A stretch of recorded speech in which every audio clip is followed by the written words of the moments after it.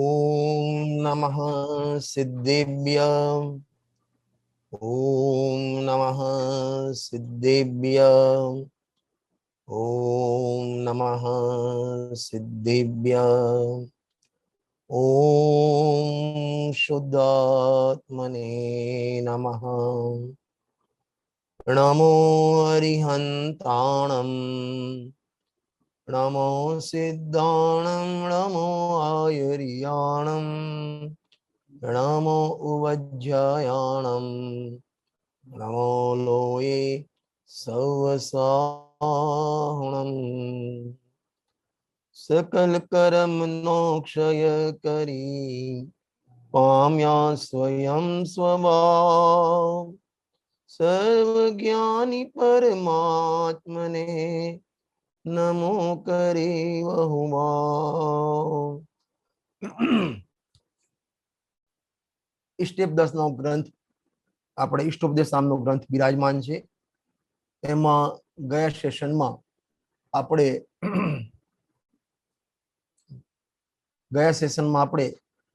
છઠ્ઠી ગાથા સુધીનો સ્વાધ્યાય આપણે જોયો હતો.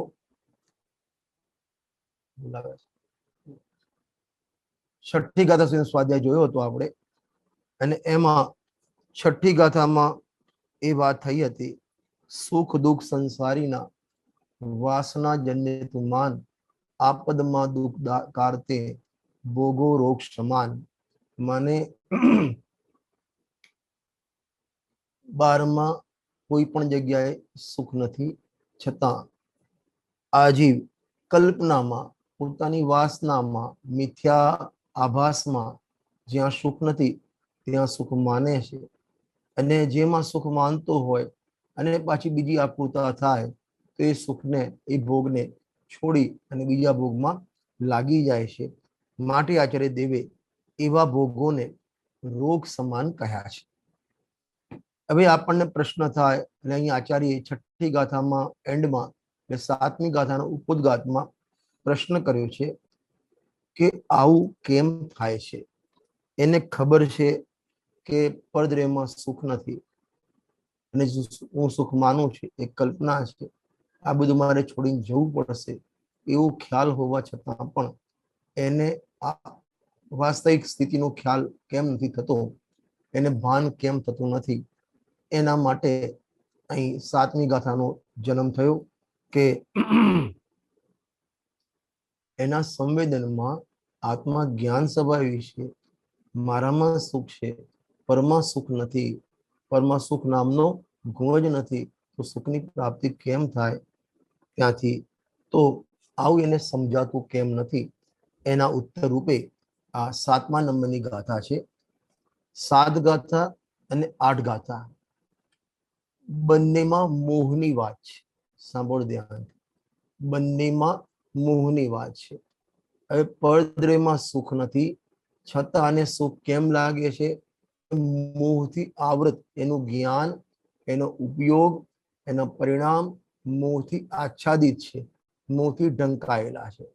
એ વાત આવશે સાતમી ગાથામાં. 8મી ગાથામાં એવો મોહનો ઉદય હોય જેનું જ્ઞાન અજ્ઞાન પ્રણમ્યું, મિથ્યા સ્વરૂપે પ્રણમ્યો, તો એ કેવી માન્યતા, 12મા એની સ્પીચ કેવી હોય, એની બોડી લેંગ્વેજ કેવી હોય, એની માન્યતા કેવી હોય, એ 8મી ગાથામાં જે અન્ય વસ્તુ છે એને પણ તન ધન ઘર સ્ત્રી મિત્ર પુત્ર આદિ સૌ અન્ય પરભાવમાં મૂળ જવ માને તે અનન્ય. એમ 7 ગાથા અને 8 ગાથા બંનેમાં મોહની વાત છે. 7માં જ્ઞાન મોહથી ઢંકાયેલું છે એટલે આવું બોલે છે, અને 8માં કેવું બોલે છે એ વાત, જેમ કોઈ વ્યક્તિના હિપ્નોટાઇઝ કર્યો હોય, બરાબર. તો અમે જ્યારે સ્કૂલમાં હતા તો હિપ્નોટાઇઝ કરે તો એ વ્યક્તિ એના અંડરમાં થઈ ગયો, પછી એ એમ કે એમના હાથમાં, અમે જ્યારે ભણતા ત્યારે એ વ્યક્તિ એના હાથમાં પોટેટો, બટાકું આપે અને કે તમે સફરજન ખાઓ છો, અને એને પૂછે શેનો સ્વાદ આવે છે, કે સફરજનનો સ્વાદ આવે છે. એને એમ કે તમે ચલો ટ્રેનમાં છો અને ચાય વેચવા જાઓ, તો ચાય એમ વેચવા જાય, બરાબર. તો આવું કેમ થાય છે? કે હિપ્નોટાઇઝ થયો છે એટલે, બરાબર. અને હિપ્નોટાઇઝ થયો કેવળ એવી ચેષ્ટા કરે એ 8મી ગાથામાં. એમ મોહ મદ મહામદ પિયો અનાદિ ભૂલ આપકો ભરમતવાદી, પોતાના સ્વરૂપને ભૂલીને જે મોહરૂપી દારૂ પીધો છે તો એ 7મી ગાથામાં. અને એ દારૂ પીધેલો હોય જેનું જ્ઞાન મોહથી આવૃત હોય તો એની પરિણતિ અથવા એની માન્યતા પરપદાર્થ વચ્ચે કેવી હોય એની 8મી ગાથામાં વાત કરેલી છે. એટલે 7મી ગાથા અને 8મી ગાથા મોહ સંબંધની આખો બંચ 2 ગાથાનો કરવામાં આવેલો છે. પહેલા આપણે એમાં 7મી ગાથાનો પાઠ કરીશું, ત્યારબાદ એની ચર્ચા કરીશું, અને જો સમય રહેશે તો 8મી ગાથાની પણ ચર્ચા આપણે કરીશું. મારામાં ગુજરાતીમાં પેજ નંબર 16 છે, તમારી પાસે જે ગ્રંથ હોય એમાં કાઢી લેજો. મોહેન સંવૃતમ જ્ઞાનમ સ્વભાવમ લભતે નહીં મત્તઃ પુનામ પદાર્થાનામ યથા મદન કો દ્રવ્ય. શું કહેવા માંગે છે? મોહે આવૃત જ્ઞાન જે પામે નહીં નિજ રૂપ કો દ્રવતી જે મતજન જાણે ન વસ્તુ સ્વરૂપ. આમાં જે ખાસ ધ્યાન આપવા જેવો જે મૂળ ગાથામાં જે અંશ છે, સ્વભાવમ લભતે નહીં, સ્વભાવને પ્રાપ્ત કરી શકતો નથી. બીજી ભાષામાં હું સાદી ભાષામાં વાત કરું, 7મી ગાથા અને 8મી ગાથા એ બંનેમાં જેની પરિણતિમાં મિથ્યાત્વ છે, મોહથી આચ્છાદિત થયેલો છે એની વાત છે. 7મી ગાથામાં એમ બતાવે છે કે વસ્તુનું સ્વરૂપ આત્માને જાણી શકતો નથી. જેવો તારો જ્ઞાતા દ્રષ્ટા સ્વભાવ છે, અકર્તા સ્વભાવ છે, ધ્રુવ સ્વભાવ છે, પરિણામ માત્ર વિતરાગી સ્વભાવ છે, એને જાણી શકતો નથી. તો 7મી ગાથામાં પોતાને જાણી શકતો નથી એ વાત કરી, અને 8મી ગાથામાં પોતાને આત્માને જાણતો નથી તો પરમાં ક્યાં ક્યાં પોતાને માને છે એ રીતે છે. ફરીથી કહું છું, જેમ શ્રીમદ રાજચંદ્રે લખ્યું કે આ જીવની ભૂલ કેટલી કે પોતાને ભૂલી જવો અને પરને પોતાનું માનવું. બરાબર? તો 7મી ગાથામાં એ બંનેનું કોમ્બો પેક છે શ્રીમદજીના વાક્યનું. 7મી ગાથામાં પોતાને ભૂલી જવું એ વાત છે, અને 8મી ગાથામાં પરને શરીર આદિ ધન સંપત્તિને પોતાના માનવા એ વાત છે. બંનેમાં મોહની વાત. એકમાં પોતે ચૈતન્ય ધ્રુવ તત્વ જ્ઞાયક ભાવ છે, એ સ્વભાવથી ચ્યુત થઈ ગયો એટલે સ્વભાવને ગ્રહણ કરી શકતો નથી એ બતાવ્યું. અને 8મી ગાથામાં સ્વભાવથી અન્ય જે સ્ત્રી, કુટુંબ, પરિવાર, ધન, દોલત, રૂપિયા, પૈસા, શરીર આદિ એને પોતાનું મોહથી માને છે. બંનેમાં મોહ છે. આત્માને ન જાણવું એ પણ મોહ, અને આત્માને ન જાણતા પરને પોતાનું માનવું એ પણ મોહ. બરાબર? હવે જો તમે 7મી ગાથા કાઢો, મોહેન સંવૃતમ જ્ઞાનમ, મોહથી વ્યાવૃત, મોહથી ઢંકાયેલું આચ્છાદિત થયેલું જ્ઞાન. આમાં મૂળ ટીકામાં દ્રષ્ટાંત આપ્યું છે કે જેમ મણિ હોય, મણિરત્ન, અને કાદવમાં પડ્યો હોય, બરાબર, અને ત્યાં અનેક પ્રકારના કલર પડ્યા હોય તો મણિરત્ન પણ અનેક કલરની પ્રભાવ વાળું દેખાય છે. મણિ તો સ્વચ્છ છે, પરંતુ એ અનેક ફૂલના સંયોગથી, કાદવના સંયોગથી અનેક કલર વાળો દેખાય છે, એને સ્વચ્છ દેખી શકાતો નથી. એમ આ આત્મા કર્મના નિમિત્તે અથવા કર્મ ઉપર પોતે લક્ષ જતા પર્યાયમાં અનેક પ્રકારે મોહ રાગ દેશ રૂપે પરણમ્યા છે.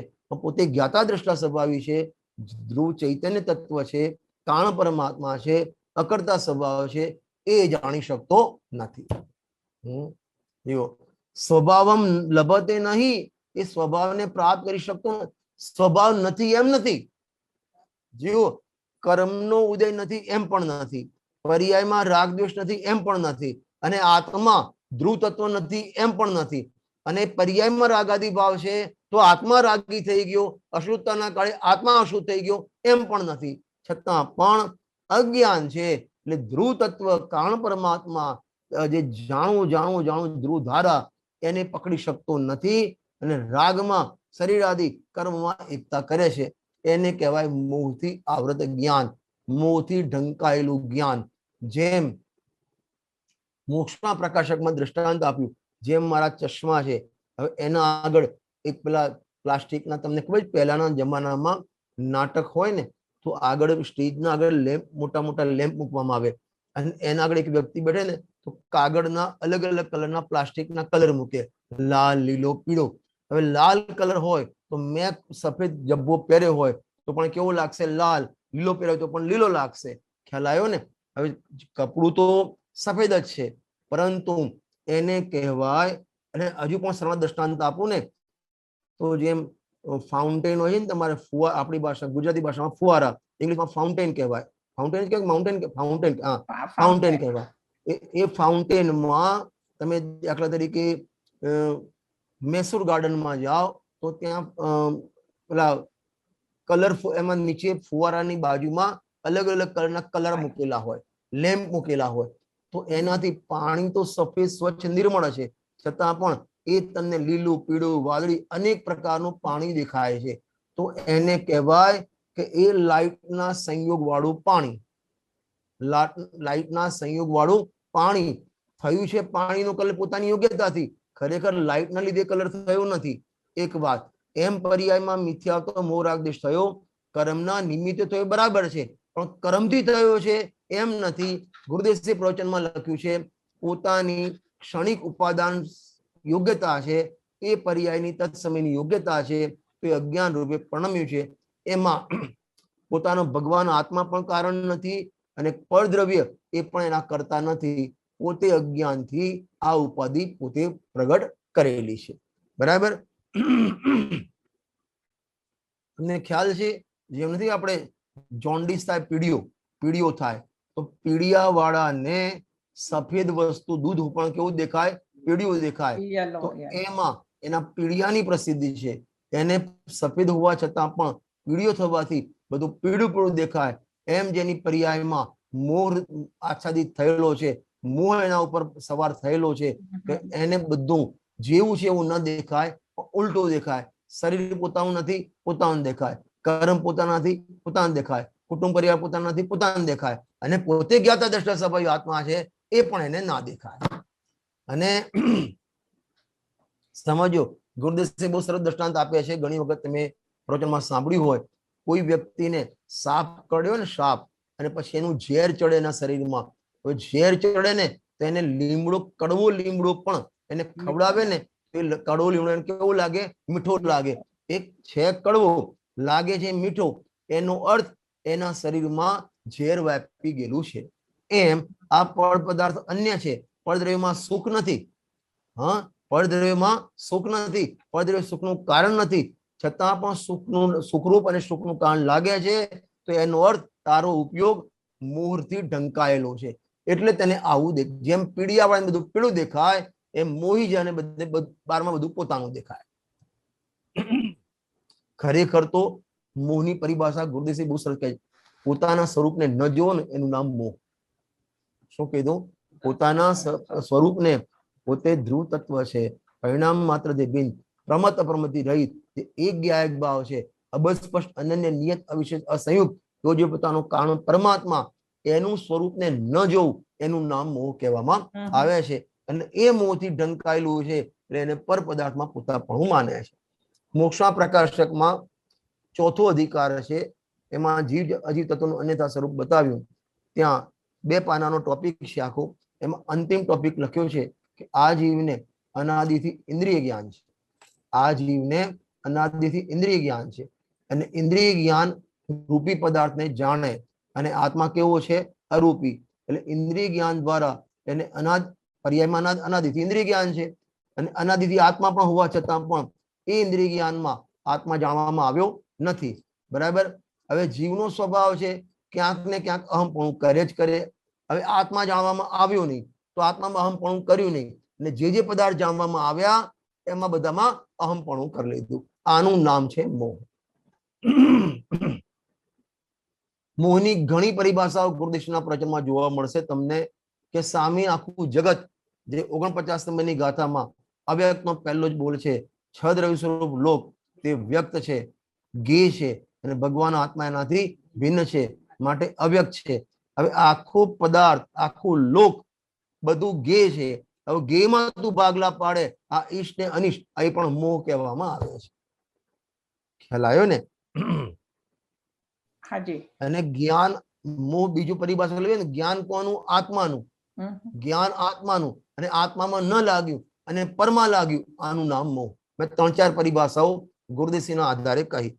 જો મેં ગઈ વખતે તમને કીધું હતું કે ગુરુદેવસિંહના પ્રવચન 2 પાના વાંચી લેજો, 83 પાનું અને 94 પાનું.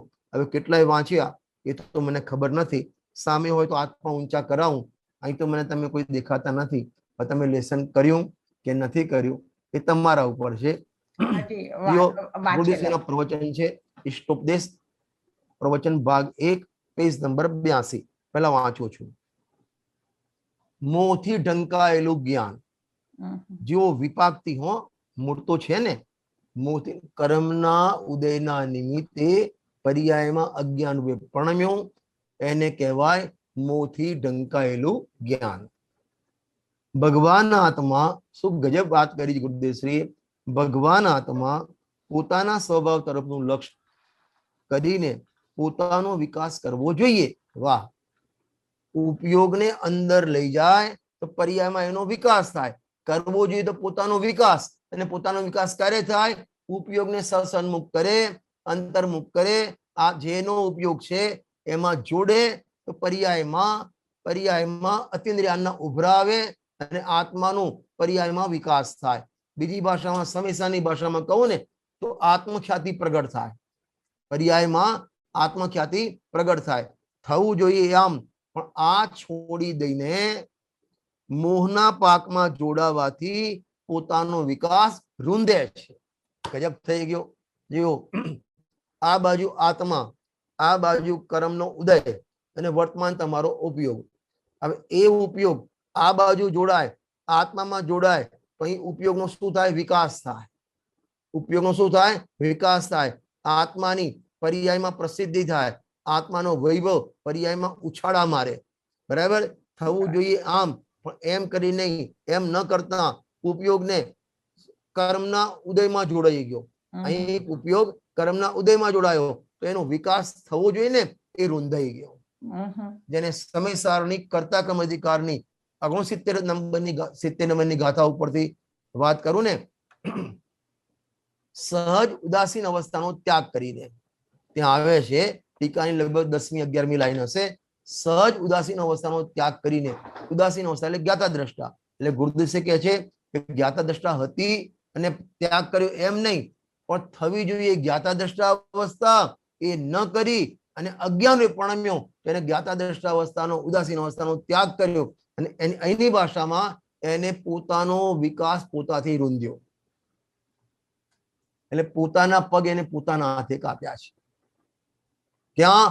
ઉપયોગ કર્મ પરમાં લગાવીને. પરમે જો ઢૂંઢા ન ભગવાન પાયા. વાહ! પરમે જો ઢૂંઢા ન ભગવાન પાયા. એને પરમાં આત્મા શોધ્યો.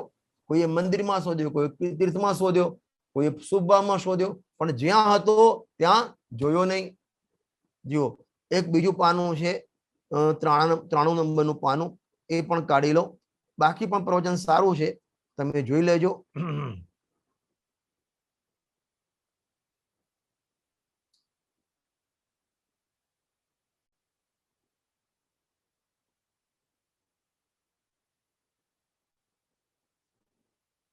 $94 નંબરનું પાનું જો. કેવું પ્રેક્ટિકલ ગુરુદેવે દ્રષ્ટાંત આપીને સમજાવ્યું છે, મારે એ બતાવવું છે. જો આમાં શરીરમાં રોગ થયો, એનું શું કરવું? શરીરમાં અત્યારે કોરોના છે, કોરોના થઈ ગયો, કેન્સર થઈ ગયો, હાર્ટ એટેક આવી ગયો, તો એનું શું કરવું અમારે? આ કરને લઈને થયો કે નહીં? આ શરીરમાં રોગ થયો, જો નિમિત્તથી કહીશું તો અસાતાના ઉદયથી એવું થયું, પાપના ઉદયથી એવું થયું, અને ઉપાદાનથી કહીશું તો એ વખતે શરીરના રજકણો પરમાણુની એ ટાઈપની યોગ્યતા હતી એમ પરણમ્યા. બરાબર? ગુરુદેવસિંહને જયારે પ્રવચનમાં તમે સાંભળશો તો ઘણી વખત આવે છે કે હમણાં કંઈ ડોક્ટરે ટેસ્ટ કર્યો છે કે અહીં શરીરમાં લોહીના પરમાણુ બદલાઈ ગયા છે. વાહ!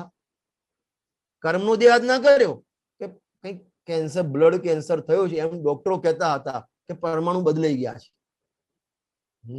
ક્યાંથી વાત કરી? ઉપાદાનથી. આપણે શું વાત કરીએ? અમારે અત્યારે પાપના ઉદય છે, એવા કર્મના આકરા ઉદય છે, વેપાર ધંધો બેકાર થઈ ગયો, લોકડાઉન થઈ ગયું, ઘરમાં કોઈ માનતું નથી, ધંધો ઓછો થઈ ગયો. હા, એ બધા કર્મના દોષ કાઢે છે. અને ખરેખર તો મોક્ષના પ્રકાશકના 9મા અધિકારમાં જ્યાં પુરુષાર્થથી મોક્ષની પ્રાપ્તિ ત્રીજા નંબરનો ટોપિક કહ્યો, ત્યાં પંડિતજીએ એક બ્રહ્મ વાક્ય લખ્યું, તત્વ નિર્ણય ન કરવામાં કઈ કર્મનો દોષ તો નથી, તારો પોતાનો જ દોષ છે, પણ તું પોતે મંત્રવા ઈચ્છે અને દોષ કર્માદિકમાં લગાવે પણ જીન આજ્ઞા માને તો આ અનિતિ સંભવે નહીં. જૈન માર્ગમાં આવી અનિતિ ચાલે નહીં. દોષ પોતે કરે અને લગાવે ક્યાં? કર્મમાં. મિથ્યાત્વ અજ્ઞાન પરિણામે પોતે અને લગાવે કે આ કર્મનો ઉદય છે, કે આ તો અનિતિ છે. જુઓ, શરીરમાં થયો એમાં આને શું પણ થયું? વાહ, આ શરીરમાં રોગ થયો એમાં જીવને શું થઈ ગયું?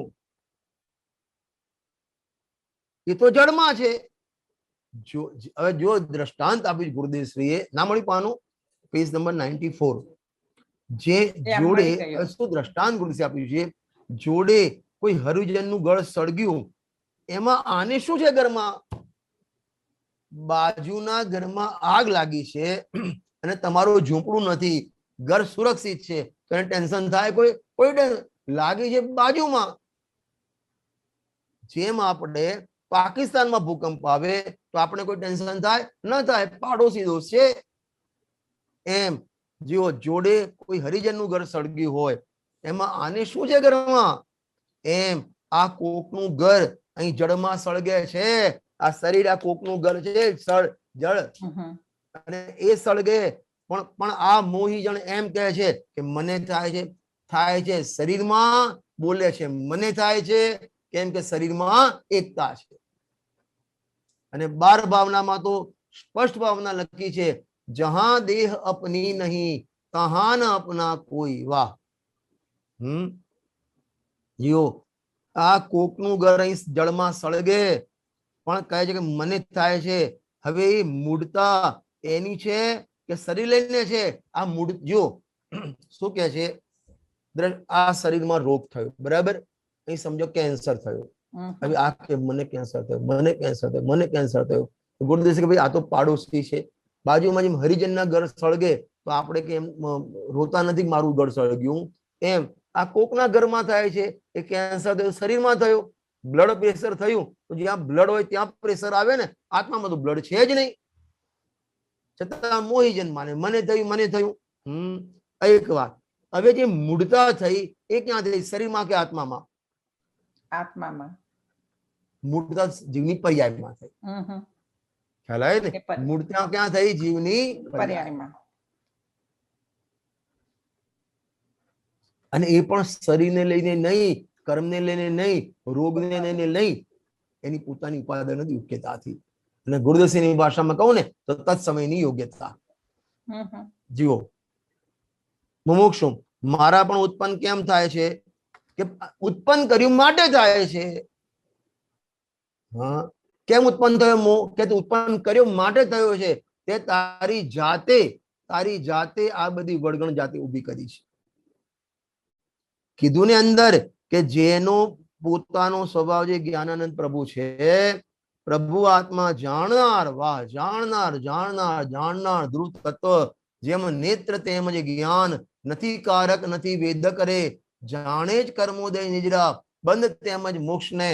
આત્મા તો અકર્તા જ્ઞાતા દ્રષ્ટા સ્વભાવી છે, પણ એવો સ્વભાવ છે, એ સ્વભાવ ક્યાં ગયો?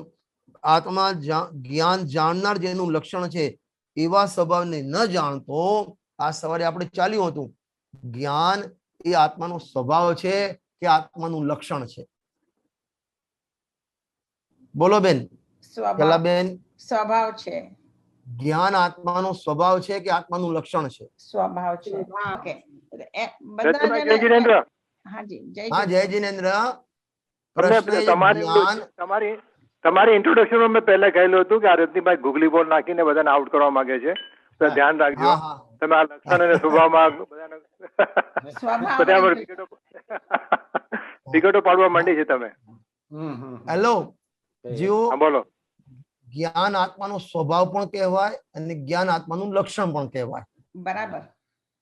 હવે ક્યારે સ્વભાવ કહેવાય ને ક્યારે લક્ષણ કહેવાય? આત્માના દ્રવ્ય તરફથી જ્ઞાનને જીવો તો જ્ઞાન સ્વભાવ છે. આત્મા દ્રવ્ય જાણવું એનો ગુણ અને એટલે જાણવું એનો સ્વભાવ, જ્ઞાનનો સ્વભાવ. બરાબર. હવે એ જ્ઞાનના દ્વારા આત્મા ઓળખાય. જો જ્ઞાનથી તમે આત્માને ઓળખવાની વાત કરો તો એ લક્ષણ થઈ ગયું, અને જ્ઞાન આત્મા તરફથી જુઓ તો એ સ્વભાવ થઈ ગયો. બરાબર. જો તમને હમણાં કોઈ બોલ્યા ને ફરીથી લેજો રજનીભાઈ. હા હું લઉં છું. હમણાં કોઈ તમારામાંથી બોલ્યું મીઠું અને સાકરની વાત કરી, કોઈ ચર્ચા કરી ને, બે સામે પડ્યા પદાર્થો હોય વ્હાઈટ. તો હવે સાકર કેવી? તો સાકર ગળી. તો સાકર તરફથી વાત કરશો, દ્રવ્ય તરફથી વાત કરશો તો એ મીઠાશને, ગળપણને સ્વભાવ કહેવાય. હવે એ સાકર ઓળખાય કઈ રીતે? તો ગળપણના માધ્યમથી. તો એને કહેવાય કે એ લક્ષણ થઈ ગયું. બહુ સરસ. તો જે એનો સ્વભાવ છે એ જ એનું લક્ષણ થશે? ના, એવું નથી. જો સ્વભાવ એટલે જ્ઞાન સ્વભાવ પણ છે, લક્ષણ પણ છે. બરાબર. સ્વભાવ જો આત્માના દરેક ગુણનું પરિણામ દરેક આત્માનો સ્વભાવ જ કહેવાય, પરંતુ જે અસાધારણ સ્વભાવ છે એ જ્ઞાન છે.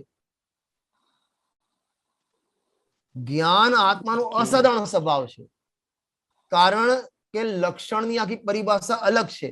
લક્ષણ કોને કહેવાય? કે અનેક મળેલા પદાર્થમાંથી જેના દ્વારા એને તમે અલગ આઈડેન્ટિફાઈ કરો એને લક્ષણ કહેવાય. બરાબર. ખ્યાલ આવ્યો ને? તો જ્ઞાન આત્મામાં છે, જેવો આત્મા છે એવું પ્રણમન છે. આત્મા જ્ઞાન સ્વભાવી છે તો જ્ઞાન રૂપ પ્રણમે તો એ જ્ઞાનને સ્વભાવ કહેવાય. પણ તમે આત્માની ઓળખાણ પકડો શેના માધ્યમથી? તો જ્ઞાનના માધ્યમથી. તો એ જ્ઞાન લક્ષણ થઈ ગયું. તમે એને કઈ રીતે પ્રેઝન્ટ કરો છો જ્ઞાનને, એ પ્રમાણે સ્વભાવ અથવા તો લક્ષણ કહેવાય. એટલે જે એનો સ્વભાવ છે એને પકડવા માટે જ્ઞાન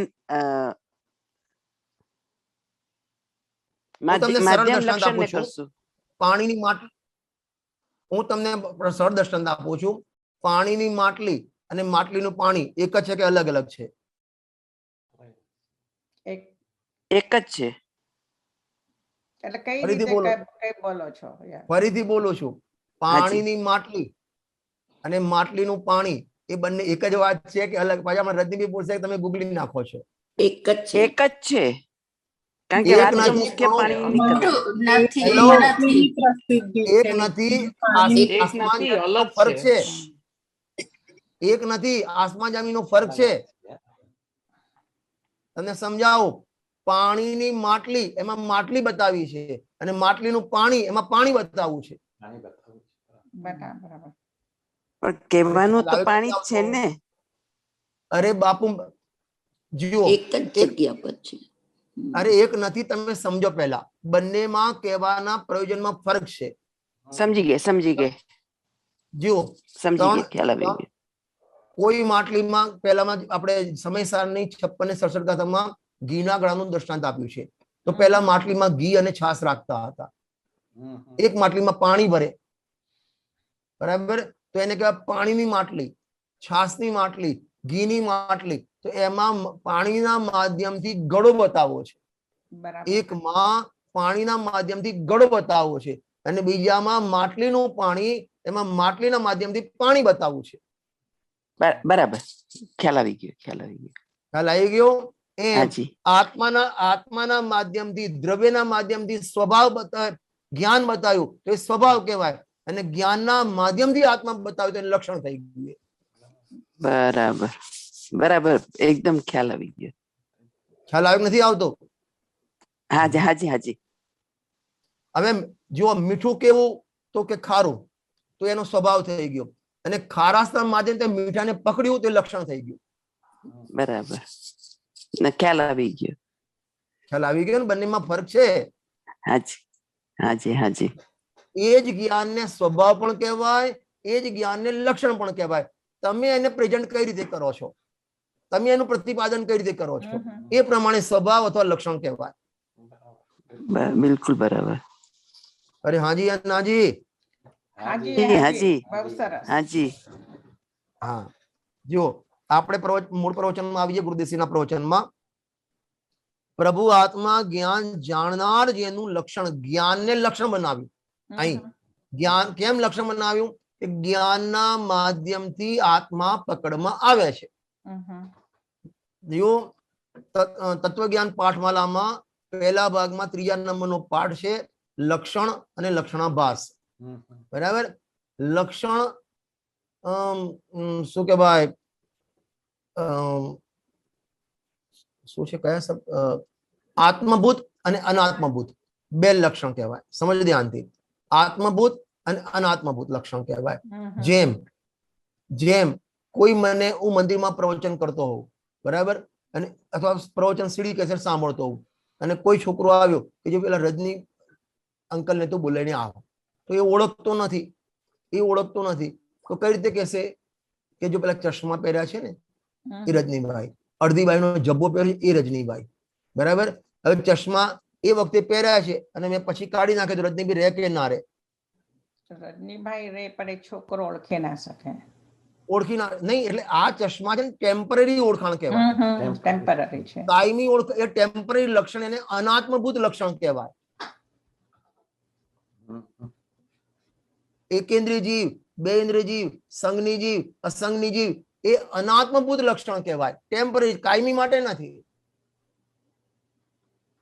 અને જ્ઞાન આત્માનું લક્ષણ એ કાયમી તાદાત્મ્યભૂત કહેવાય. ખ્યાલ આવે કે નથી આવતો? હાજી. અમારે પરમ દિવસે પરમ દિવસે ગઈકાલે ચાલ્યું હતું.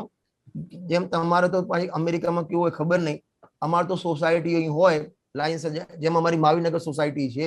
હવે કોઈ મને પૂછવા કે ફલાણા ભાઈ નું ઘર કયું, હું એમ કહું જો પેલી ગાય ઉભી છે ને એ એમનું ઘર છે, બરાબર? તો એ ગાય ત્યાં ઉભેલી હતી, એ એમના ઘરે પહોંચી ગયા. હવે 2 દિવસ પછી એ પાછા અમદાવાદ પહોંચી ગયા, અઠવાડિયા પછી, અને ત્યાંથી લીડર લખે માવીનગર સોસાયટી, ગાય ઉભેલી હોય ત્યાં. ન થાય. એ લક્ષણ ખોટ ના, એ અનાત્મક લક્ષણ થતી હશે. એ વખતે લક્ષણ સાચું કે ખોટું? ખોટું. એ વખતે ખોટું નહીં. ગાય ઉભી હતી અને મેં કીધું ભાઈ ગાય વાળો બંગલો, એ વખતે સાચું જ નથી. એ વખતે ખોટું છે, લક્ષણ જ નથી. આત્મીય નથી ગાય બંગલા સાથે. હેલો, લક્ષણ નથી એમ ના બોલો, લક્ષણ છે, પણ એ અનાત્મભૂત લક્ષણ કહેવાય. અનાત્મભૂત. કાયમી લક્ષણ નથી, ટેમ્પરરી લક્ષણ છે. ખ્યાલ આવ્યો ને? પીળી સાડી વાળા બેન એ ટેમ્પરરી લક્ષણ છે. ખ્યાલ આવ્યો ને? બરાબર. પંજાબી પહેરેલા બેન, આ ટેમ્પરરી લક્ષણ કહેવાય, કાયમી લક્ષણ ના કહેવાય, અનાત્મભૂત લક્ષણ કહેવાય. આત્મભૂત લક્ષણ કોને કહેવાય? કે હંમેશા એ દ્રવ્યના સાથે રહેલું હોય અને કાયમ માટે હોય. બરાબર. તો જ્ઞાન આત્માનું તાદાત્મ્યભૂત લક્ષણ આત્મભૂત લક્ષણ છે, કાયમી લક્ષણ છે. મતિશ્રુત જ્ઞાન લક્ષણ નથી આત્માના. મતિ જ્ઞાન, શ્રુત જ્ઞાન, જ્ઞાન તો છે પણ લક્ષણ નથી. કારણ કે મતિ જ્ઞાન, શ્રુત જ્ઞાન લક્ષણ બનાવો ને તો સિદ્ધ ભગવાન, હરિહંત ભગવાનમાં નથી, અને જીવ તો છે. અને એને ન્યાય દીપિકાના આધારે બોલું તો એને લક્ષણાભાસ કહેવાય, કારણ કે એને અવ્યાપ્તિ દોષ આવ્યો એમાં. કોઈમાં છે, કોઈમાં નથી, એટલે પાર્ટલી વ્યાપ્યા છે, એને અવ્યાપ્તિ દોષ કહેવાય. કેવળ જ્ઞાન લક્ષણ બનાવો તો હરિહંત ભગવાન, સિદ્ધ ભગવાનમાં છે, આપણામાં નથી, અને આપણે જીવ તો છીએ. તો એ ઉપાધિને બાદ કરીને જે જ્ઞાન સામાન્ય, એને લક્ષણ બનાવ્યું. લખ્યું ને, આત્મા જ્ઞાન જાણનાર જેનું જ્ઞાન જેનું લક્ષણ છે. મતિ જ્ઞાન નથી લખ્યું, શ્રુત જ્ઞાન નથી લખ્યું, અવધિ જ્ઞાન, મનોપર્ય કેવળ જ્ઞાન નથી લખ્યું, કારણ કે બધામાં સર્વવ્યાપી નથી. કોમન હોવું જોઈએ બધામાં. અને કોઈ વખતે હોય ને કોઈ વખતે ના હોય એમ પણ ના હોવું જોઈએ. ખ્યાલ આવે છે? હાજી. જ્ઞાન જાણનાર જેનું લક્ષણ છે એવા સ્વભાવને ન જાણતો રાગ ને પુણ્ય. હવે આત્માને જાણ્યો નહીં, સ્વભાવ લબનતે નહીં, એટલે આત્માને પોતાને ગ્રહણ કર્યો નહીં, તો ક્યાંક ને ક્યાંક પરમા પોતાપણું માનશે. તો શરીર મારું, જે સ્વભાવ એનો નથી એમ માન્યું. ખરેખર તો રાગાદિ ભાવ પણ આપણો સ્વભાવ નથી, એ પણ વિભાવ ભાવ છે, પણ ઔપાધિક ભાવ છે. અને સમયસારનો 10મા નંબરનો કલશ, 18મી વખતનું પ્રવચન સાંભળી લેજો. આત્મ સ્વભાવમ પરભાવ ભિન્નમ આપૂર્ણ માદ્યંત વિમુક્તમ એકમ વિલીન સંકલ્પ વિકલ્પ જાલમ પ્રકાશ એન શુદ્ધ નયોભ્યુદેતી. એના પ્રવચનમાં ગુરુદેવ શ્રી બહુ સરસ વાત કરી છે કે પોતાનું મારું હોય એ મને છોડીને જાય નહીં, અને મને છોડીને જાય એ મારું નહીં. બરાબર. શું કીધું? મારું મારું હોય હોય, મને છોડીને જાય નહીં, અને જે પણ મને છોડીને ગયું એ કોઈ મારી વસ્તુ નથી. છતાં પણ આ મોહથી એ પરમા એકતા કરે છે. અને એના ફળમાં ગુરુદેવે લખ્યું, તેથી એ 4 ગતિમાં રખડી મરે છે. 84 લાખ યોની એના આના ફળમાં ઉભી છે. 84 લાખ યોની. એક આત્માને સ્વભાવને ગ્રહણ ન કરવો, અથવા જેવો સ્વભાવ છે એવો ન માનવો અને અન્યથા માનવો, એના ફળમાં આ 4 ગતિ 84 લાખ યોની પડેલી છે. ખ્યાલ આવે છે ને? અને પછી ક્યાં જઈને ઉતારા થશે? ગુરુદેવસિંહના શબ્દોમાં કહું ને, પછી ત્યાં કોઈ માસીબા હાથ દેવા નહીં આવે. અહીં તો એને સવારે 1:30 પાસે એનો ઉકાળો જોઈએ, અને આપણે ગુજરાતીઓમાં તો સવારે ખાખરો જોઈએ, મસાલો જોઈએ, ચા જોઈએ, અને ચા પીએ ત્યારે તો એને ભગવાન દેખાય નહીં તો આંખ જ ના ખુલે એની. ગુરુદેવસિંહ આવા તો અપલક્ષણ આપણા. કેટલી સાતા સિલિયા થઈ ગયા છે આપણે. જીઓ આવી જાઓ પાછા મૂળ ગાથામાં. એ રીતે આ 7મી ગાથામાં મોહથી વ્યાવૃત જે જ્ઞાન છે એ જેવો સ્વભાવ છે એવું જાણી શકતું નથી. અને ખરેખર તો જોવા જઈએ ને, સમયસારના આધારે કહું તો અમૃત સરોવર ભગવાન આત્મા મૃતક કલેવરમાં મૂર્છાઈ ગયો. અમૃત સરોવર ભગવાન આત્મા અમૃત સરોવર જ્ઞાન આનંદ નો પિંડ અને મળદામાં મૂર્છાઈ ગયો. જેમ ગુરુદેવસિંહના પ્રવચનમાં આવે છે, ચક્રવર્તીનો છોકરો હોય, રાજાનો રાજકુંવર હોય, છતાં એક વાઘરણની છોકરી, એ પણ પાછી કાલી કલુટી હોય અને એમાં મોહિત થઈ ગયો હોય. એ પણ પાછી રૂપવાન નહીં, કાલું કલુટી હોય, 2 દાંત આગળ હોય, એક આંખ પાછી ત્રાસી હોય, અથવા LLTT હોય. LLTT ખબર પડે છે? નહીં. LLTT ખબર છે તમને? LLTT નહીં. નથી ખબર? અરે ભગવાન, તમે ત્યાં લંડનમાં રહો ને અમેરિકા, એ ખબર નથી LLTT? કોઈ માતા બેન ભાગ્યશાળી હોય, એની 2 આંખ, એક આમ જોતી હોય ને એક આમ જોતી હોય. Looking to London, talking two Tokyo. Okay. LLTT. બરાબર? હવે ઇન્ડિયાની ભાષા છે. અમને ભાઈ અમારી ભાષા, અમારા દ્રષ્ટાંત પણ દેશી છે, અમે માણસો દેશી છીએ. અહીંયા પણ દેશી છે. એમ ને દેશી છે, પણ અમુક ભાષાઓ ના ખબર હોય અમને. રોજના વાંધો નહીં. તો જેમ ગુરુદેવસિંહના પ્રવચનમાં આવે છે, રાજકુમાર હોય, રૂપવાન હોય, દેવના જેવું રૂપ હોય, અને એક વાઘરણની છોકરી જોડે મોહિત થઈ ગયો હોય, તો એને બીજું કાંઈ ન દેખાય, એને સર્વસ્વ માની લે. એમ આજે પોતાનો અમૃત સરોવર ભગવાન આત્મા એને તો સ્વીકાર કર્યો નહીં, અને મળદા જ મૃતક કલેવર, મૃતક કલેવર એટલે મળદું છે, અત્યારે મળદું છે. અને ગુરુદેવસિંહ કોઈ કહે આ તો જીવિત શરીર કહેવાય, કે શરીર જીવિત હોય જ નહીં. શરીર જીવિત હોય જ નહીં, જીવના સંયોગમાં એનો આરોપ આપીને જીવિત શરીર કહેવાય, પણ શરીર તો છે મળદું જ. અને એવા મળદામાં, એવા ચામડામાં આ જીવ મોહિત થઈ ગયો, અને એને પોતાનું માને છે, અને 4 ગતિમાં રખડે છે.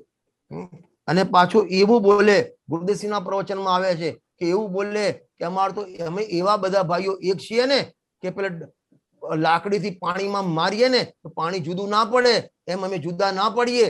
અમારે જન્મ જન્મનો સાથ છે. સાત જન્મનો સાથ છે પતિ પત્નીનો. તમને ખબર છે આવી ભાવના કોને થાય? સાત જન્મનો જન્મનો સાથ અને જન્મમાં સાથ રહેવાની ભાવના કોની થાય ખબર તમને? જે નિગોદમાંથી આવ્યો હોય અને નિગોદમાં જવાનું હોય એને આવી ભાવના થાય. કારણ કે ત્યાં એક શ્વાસ મેં 8-10 બાર જન્મ્યો મર્યો ભર્યો દુઃખ બાર, એક સાથે અનેક જન્મે અને અનેક મરે, અને પાછા અનેક વખત જન્મ મરણ થાય. અનેક જન્મે અનેક મરે અને એવા આનંદ ભાવ ત્યાં કરે. એની ભાવના એને શ્વાસના રહી ગઈ હોય ને, અથવા ત્યાં જવાનું હોય તો એને આવી ભાવના થાય. ખ્યાલ આવે છે ને? એ રીતે આપણે 7મી ગાથા પૂરી કરીએ છીએ. 8મી ગાથામાં એ મોહ જેને સવાર થયો હોય, જેમ નથી કહેતા કે ભાઈ જેને ગુરુદેવસિંહના પ્રવચનમાં આવે છે કે વાત પિત્ત અને કફ 3 વધી જાય વકરી જાય એને સન્નિપાતનો રોગ થાય. બરાબર? ગુરુદેવસિંહના પ્રવચન ઘણી વખત આવે છે. હવે હસવા માંડે એટલે કે સુખી નથી. મારે તો બીજું કેવું છે, હવે જેને કોઈ રોગ થયો હોય તો એની બહારમાં પ્રવૃત્તિ કેવી હોય એ આપણને દેખાઈ આવે. જેમ તમને તાવ આવ્યો તો ઠંડી લાગે છે, એ એના બહારમાં ચિહ્નો જ કહેવાય. એમ આ જીવને અજ્ઞાન થયું છે, મોહ સવાર થઈ ગયો છે, તો એની બહારમાં ભાષા, એની માન્યતા, એનું વર્તન કેવું હોય એ 8મા નંબરની ગાથામાં કહેવામાં આવશે. 8મા નંબરની ગાથાનો હું ખાલી પાઠ કરું છું, એની ચર્ચા આપણે આવતા સેશનમાં કરીશું. વપુર્ગૃહમ ધનમ દારા પુત્ર મિત્રાણી શત્રવઃ સર્વથાન્ય સ્વભાવાની મૂઢસ્વાની પ્રપદ્યતે. જો એનું હરિગીત પણ વાંચી લઉં. તન ધન ગરસી મિત્ર અરી પુત્રાદિ સૌ અન્ય પરભાવો માં મૂળ જન માને તે અનન્ય છે. અન્ય માને છે અનન્ય. અન્ય એટલે અલગ અલગ, અનન્ય એટલે એક છે, અલગ અલગ અને માને છે એક. એની ચર્ચા આપણે આવતા સેશનમાં કરીશું. બહુ સરસ. આપણે અહીંયા આ ગાથામાં જે મણીનું ઉદાહરણ આપ્યું, સ્ફટિકનું પાણું આપ્યું, આપણે સમયસરની 89 ગાથા લઈએ તો એ એક જ કહેવાશે? હા, એ જો મણીના દ્રષ્ટાંત અનેક વખતે અનેક જગ્યાએ અનેક રીતે આપ્યા છે, એ ત્યાં તમે કહો છો બરાબર છે, ત્યાં આપ્યું છે. એની ચર્ચા તમે નેક્સ્ટ પીરિયડમાં યાદ કરાવજો. 5-1 મિનિટ 10 મિનિટ એની ચર્ચા કરીશું મણીની, સ્ફટિક મણીની, અને પછી આપણે આગળ સેશન ચલાવીશું. એટલે જે કર્તા કર્મ અધિકારમાં કીધું એટલે એ હા 89. હા, જીવ મિથ્યાત્વ અને અજીવ મિથ્યાત્વની વાત કરી ત્યાં. બહુ સરસ.